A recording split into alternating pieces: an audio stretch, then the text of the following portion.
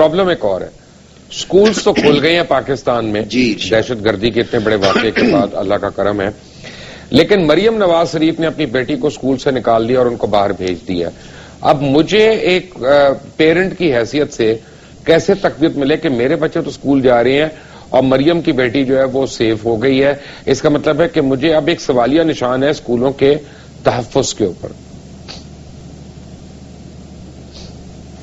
یہ خبر چونکہ مجھے مبشر لقمان صاحب ابھی پروگرام میں آپ کی وساطت سے ہی مل رہی ہے، میں اس سے پہلے آگاہ نہیں تھا اس بات سے، تو ڈیفینیٹلی آپ کے پاس بڑے معتبر، اوتھینٹک اور ریلائبل ریسورسز ہوتے ہیں اور آپ انویسٹیگیشن میں اچھا مہارت تجربہ رکھتے ہیں، تو میں امید کرتا ہوں کہ آپ کی بات پر اعتماد کرنے کی گنجائش اور جواز موجود ہے.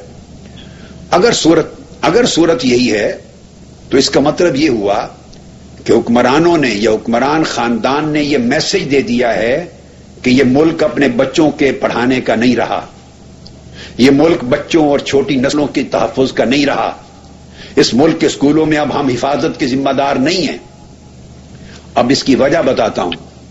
وجہ یہ ہے کہ آپ کے ہاں آج تک 50,000 معصوم جانیں گئی ہیں، قتل ہوئے ہیں، دہشت گردی کی آگ میں لقمہ اجل بنے ہیں، اور حال ہی میں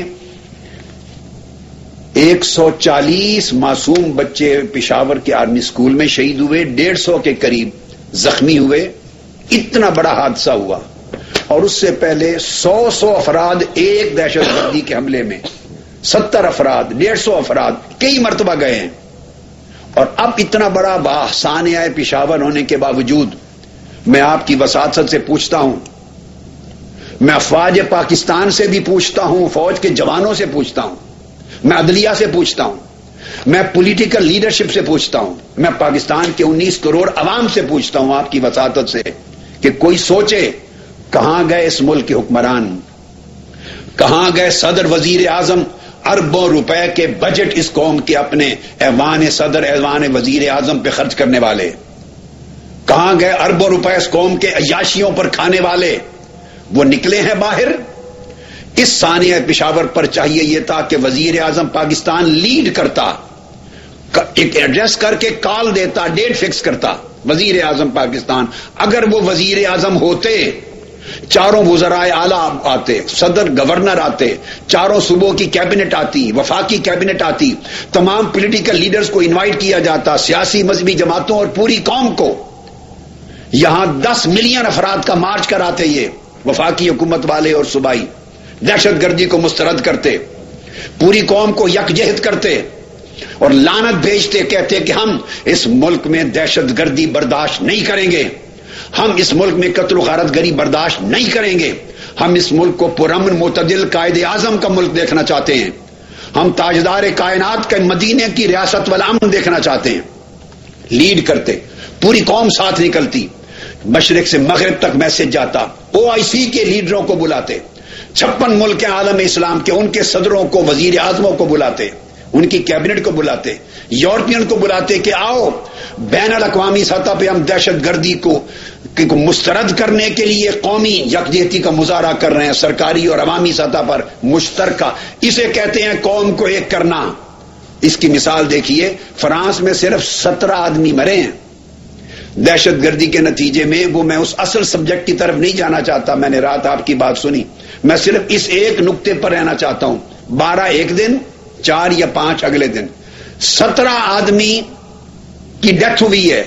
اس کے اوپر یہ تصویر دیکھیے، اگر آپ کے پاس ہے تو کائنڈلی اس کو ذرا آن ایئر کر دیں.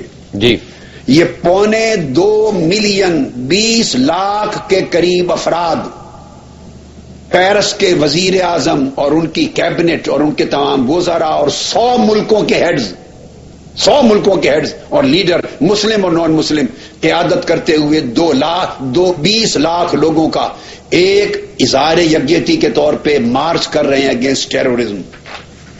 یہ سمندر دیکھیے، 2 ملین 20 لاکھ افراد کا سمندر، پوری سیاسی قیادت اور 100 ملکوں کے مہمان لیڈروں کو اور حکومتوں کے سربراہوں کو بلا کر شریک کیا ہے.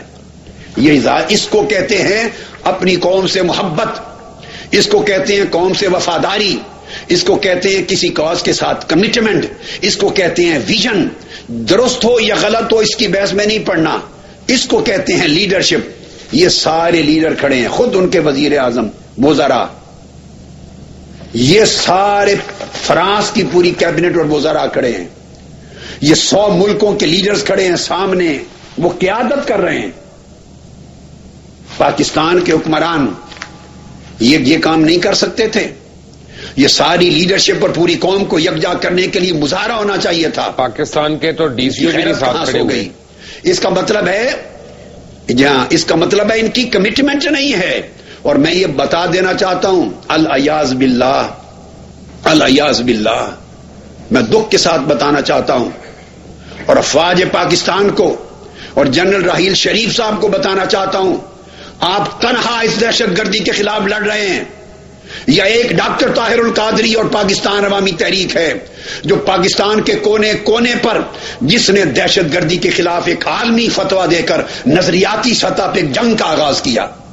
یہاں تو دہشت گردی کے خلاف بات کرنے کی جرت کوئی نہیں کرتا. میں بتانا چاہتا ہوں یہ صرف فوج جنگ لڑ رہی ہے. آپ کی پارلیمنٹ نے آج کے دن تک اس وار آن ٹیرر کو اپنی وار ڈکلیئر نہیں کیا. کیوں؟ پارلیمنٹ آف پاکستان نے کیوں آج کے دن تک قرارداد پاس نہیں کی کہ یہ ہماری جنگ ہے؟ اب آپ پنجاب کی بات لیجئے. پنجاب اسمبلی کا اجلاس مبشر لقمان صاحب 5 دسمبر کو ہوا، 5 جنوری تک رہا، پورا 1 مہینہ. لا اینڈ آرڈر اور دہشت گردی ان کے ایجنڈے پر تھا. 1 مہینہ پنجاب اسمبلی کا اجلاس جاری رہا اور دہشت گردی کے واقعات پر 1 منٹ کی ڈسکشن نہیں کی. ہے کوئی پوچھنے والا شہباز شریف صاحب سے؟ ہے کوئی سوال کرنے والا نواز شریف صاحب سے؟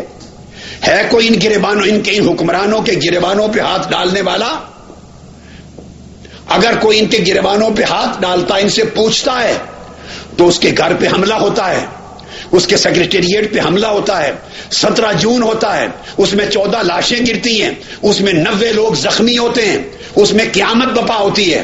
مگر میں بتا دینا چاہتا ہوں، ایک نہیں تم 100 قیامتیں بپا کر دو، تم ڈاکٹر طاہر القادری کو خوف زدہ نہیں کر سکتے، تم پاکستان عوامی تحریک کے کارکنوں کو خوف زدہ نہیں کر سکتے، ہمیں اپنے مشن سے نہیں ہٹا سکتے. نہ کسی کا حکومت کی طاقت ہٹا سکتی ہے، نہ کسی کا پیسہ مال و دولت ہمیں اپنے مشن سے ہٹا سکتا ہے، نہ گرفتاریاں اور جیلیں ہٹا سکتی ہیں. ہم اپنے مشن پر قائم ہیں، اللہ کے لیے، اللہ کے رسول کے لیے، امت کے لیے، پاکستان کے لیے، انسانیت کے لیے. اپنی کمٹمنٹ اور عقیدے کے طور پر ہم انشاءاللہ جنگ لڑیں گے.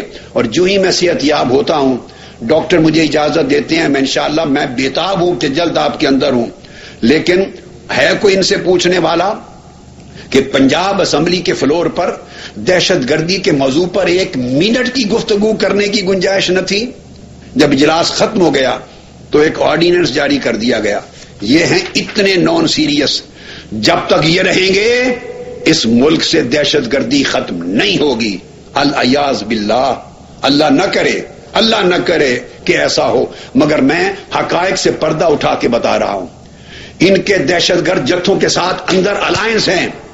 یہ ڈنڈے نے انہیں مجبور کیا ہے کہ کانسٹیٹیوشنل پارلیمنٹ بنائی جائے، امینڈمنٹ، اور فوجی عدالتیں قائم کی جائیں. اور فوجی عدالتوں کے لیے بھی انہوں نے صرف مذہب کی حد تک اور مذہبی جہاد وغیرہ کی حد تک محدود کر دیا ہے. اگر زبان کے نام پر کوئی دہشت گردی کرے تو وہ دہشت گردی کیوں نہیں قتل عام کرے؟ اگر صوبائی عصبیت کے نام پر قتل عام ہو جائے معصوم بے گناہ شہریوں کا، وہ دہشت گردی فوجی عدالتوں میں کیوں نہ آئے؟ اگر ریاستی دہشت گردی ہو اور پولیس کے سینکڑوں لوگ دن دہاڑے 12 گھنٹے گولیاں چلا کر 14 لاشیں گرا دیں، 90 لوگ چھلنی کر دیں، وہ دہشت گردی کیوں نہیں؟ ان سب شکوں کو نکال دیا ہے اور صرف ایک مذہب و مسلک کی ایک حصے کو رکھا ہے. یہ سیریس نہیں ہے. اور میں کہہ رہا ہوں اس پر کھیل ہوگا، اس پر سیاست ہوگی آگے چل کر، اور فوجی عدالتوں کو ناکام کرنے کی ہر ممکن کوشش کی جائے گی. یہ نہیں چاہتے اس لیے کہ وہ ان کے ووٹر ہیں، ان کے سپورٹر ہیں، ان کو اقتدار پہ لانے والے ہیں، اور یہ ان کو فنڈ کرتے ہیں, ان کو سپورٹ کرتے ہیں. ان کا آپس میں الائنس ہے.